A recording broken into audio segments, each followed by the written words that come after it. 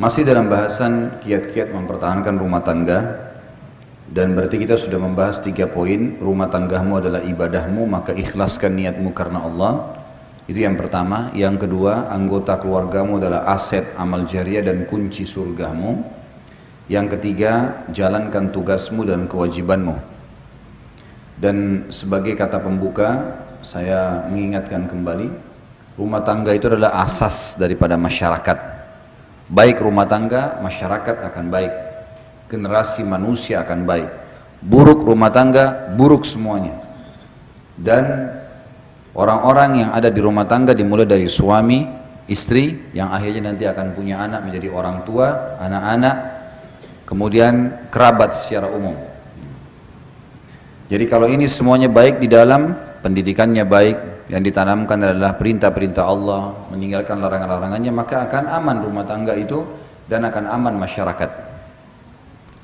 Setiap suami istri harus meyakini dan menyadari kalau dia adalah seorang pegawai di sebuah perusahaan. Perusahaan itu namanya rumah tangga. Pemilik perusahaan ini namanya Allah Subhanahu wa taala, Tuhan kita. Siapapun yang patuh pada pemilik perusahaan, menjalankan tugas-tugas dan kewajibannya, gajinya, bonusnya akan dia dapatkan. Maka ini ibarat saja, contoh supaya mudah kita fahami. Saya bilang sama istri saya sama kamu sama-sama pegawai. Kita kerja di satu perusahaan namanya rumah tangga. Pemilik perusahaan ini Allah. Dan Allah sebagai pemilik perusahaan telah menjanjikan setiap orang di antara kita yang menjalankan tugas-tugasnya, maka akan diberikan balasan. Lakukanlah semua tugas itu, bukan karena saya juga bukan karena kamu, tapi karena Allah Subhanahu wa taala. Setiap pasangan suami istri menjalankan tugas dan kewajibannya karena Allah tidak akan pernah jenuh.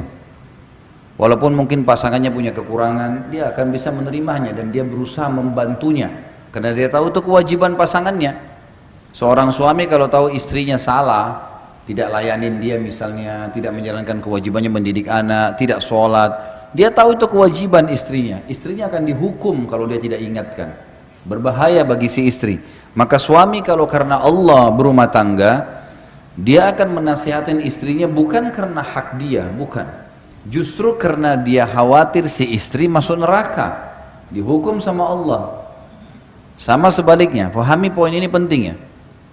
Sama sebaliknya seorang istri, pada saat dia lihat suaminya sedang berbuat salah, atau ada hak dia belum dikasih, misal nafkah, misal pendidikan, perlindungan, jangan dia menegur suaminya karena dia itu terlalu pendek, terlalu dangkal.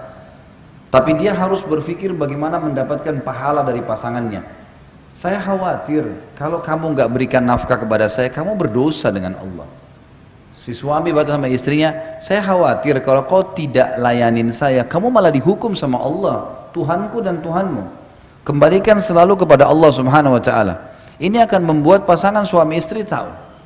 Bukan hanya sekedar yang membuat kita punya hak dari pasangan kita siapa? Allah. Yang menjanjikan balasannya Allah. Yang melanggar, yang hukum siapa? Allah. Maka harus kembali kepada itu semua. Rumah tangga yang seperti ini asasnya akan bahagia. Tenang sekali. Karena semua yang melanggar hukum Allah akan diluruskan. Semua yang sesuai dengan hukum Allah akan didukung. Maka akan aman rumah tangga itu. Jadi punya landasan. Siapapun yang membangun rumah tangga ini karena tahu dia sedang menjadi pegawai tanda kutip Allah di sebuah perusahaan namanya rumah tangga, dia kalau kerjakan tugas-tugasnya maksimal akan dapatkan bonus dan gaji maksimal. Dia kalau mencuri, melanggar, berkhianat, maka akan dihukum, diancam, gitu kan? Diancam. Dan ancaman Allah SWT bukan cuma sekedar dipecat kayak perusahaan, keluar masih bisa kerja tempat lain, enggak, dimasukin di api neraka, dibakar, disiksa, semua sudah jelas, gitu kan? Jadi seorang muslim punya landasan yang tepat dalam rumah tangganya.